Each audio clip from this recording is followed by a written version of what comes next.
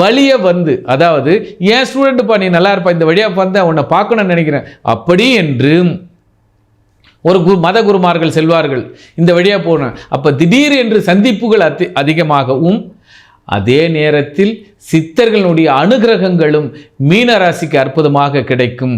இவர்கள் புனித யாத்திரைக்கு அதிகமாக செல்வார்கள், அல்லது வாய்ப்பே இல்லை என்றாலும் கஷ்டங்கள் அத்தனையுமே நிவர்த்தியாகி கடற்கரை ஓரத்தில் காலார நடந்து பாருங்கள்.